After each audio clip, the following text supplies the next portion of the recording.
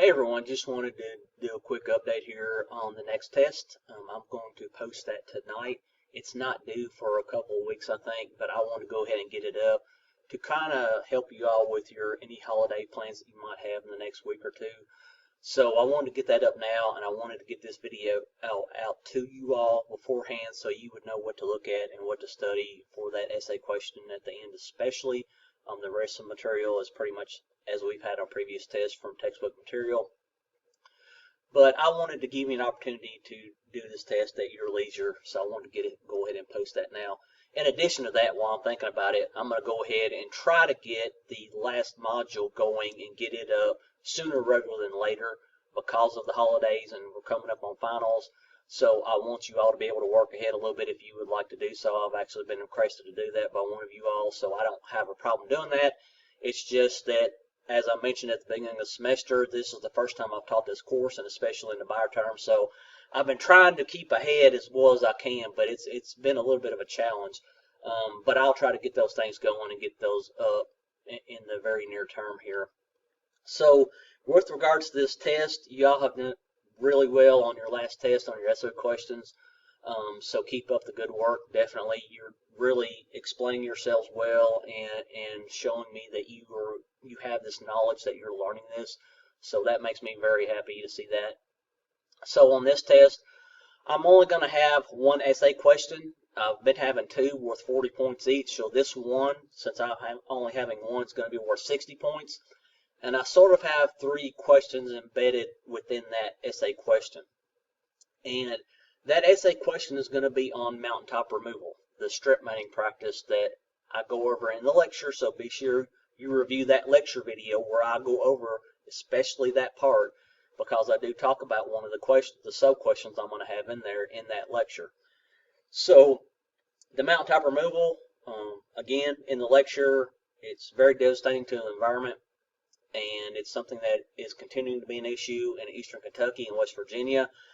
I'm wanting to stick with our essay questions to stuff that's somewhat local to us here in Kentucky. Now, here in south central Kentucky, of course, we don't have a lot of coal mining, but in eastern Kentucky, this is a big issue. So I wanted to touch on this. It's something I really want y'all to get a grasp on, especially before our final exam. So I shared one short video with you all on mountaintop removal. I think it was a Smithsonian video. It's about 3 minutes long. I'm going to put two more videos in this announcement along with this video that I'm making right now from YouTube, and they're both around 10 minutes long. It would benefit you to watch both of those. It's going to get more into detail about mountaintop removal and some of the science about how we're measuring how it's affecting the environment.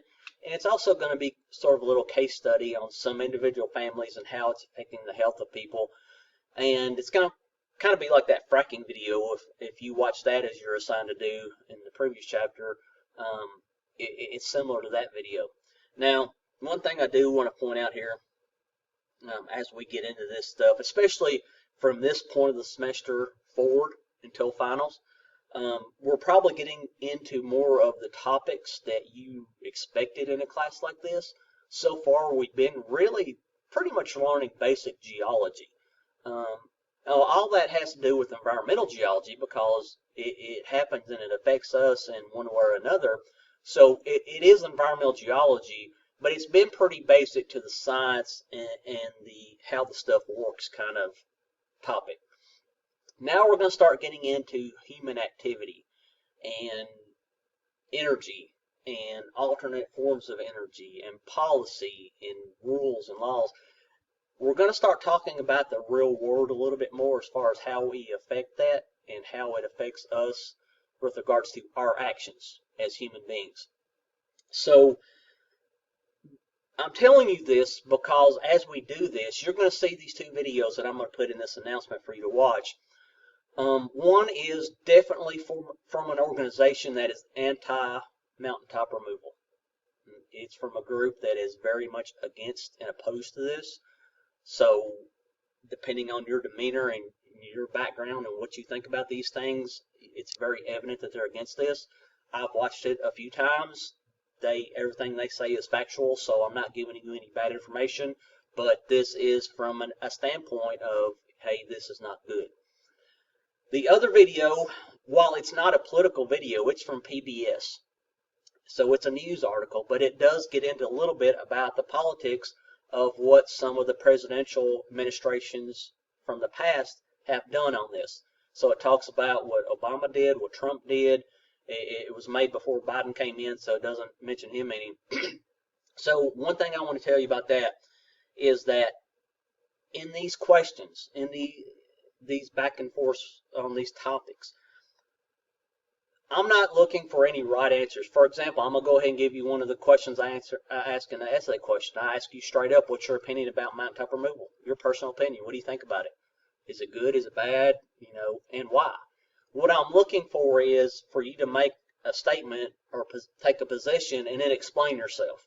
I want to see that you understand this topic.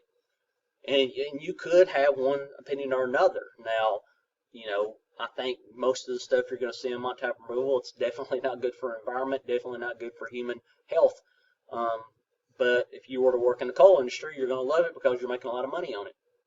So there are different positions on this, and that's how our politicians look at these things. And while I don't want this to be a political discussion in this specific course, I do want you to see how things work in the real world, because we as scientists have to deal with this stuff.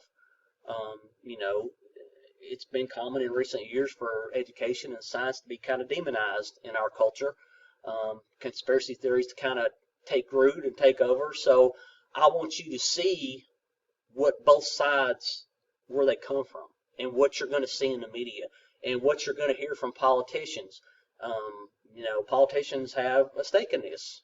They make money off some of this stuff, or they just care about their constituents. So that will tell you a lot about what kind of positions they take on these things. But I just wanted to throw that out there for you all so you'll know that when you watch these videos, PBS is pretty neutral, but it does state facts about politicians. The other video is from an organization that obviously is anti-mountaintop removal. So, but it is factual. It does cover this topic pretty well. With regards to the questions on the essay question, I just gave you one of those. What's your opinion of it? The first question is to give me 3 examples, both why they went from underground mining to mountaintop removal, i.e., what were the advantages to the coal companies for this? Was it economic? Was it worker safety and health? Those type of things. Why they did that. And then 3 things that make it a very bad practice. And that would fall, it could be, of course, we're an environmental class, so most of that should be environmentally based. But related to that is also human health, because the environment does affect human health. So you can touch on any of these things. I just want you to make a list, and not just a list, but give me some background information. Tell me why those things are on your list. In an essay question, we're looking for your understanding of the topic. That's why we have essay questions. And then the last question in that essay question is something that I covered and I mentioned in the lecture video on this topic, and that is about the recent flooding in eastern Kentucky and why those people in eastern Kentucky, there's a lot of lawsuits against coal companies after those flooding events. So on the surface, you might say, okay, somebody from another state or doesn't know anything about mountaintop removal might say, well, these floods are natural. It rained a lot, there's a flood, why are the coal companies getting sued? Well, I kind of go over that in that lecture video about how it affects the drainage areas where these streams are located and how they fill the valleys in.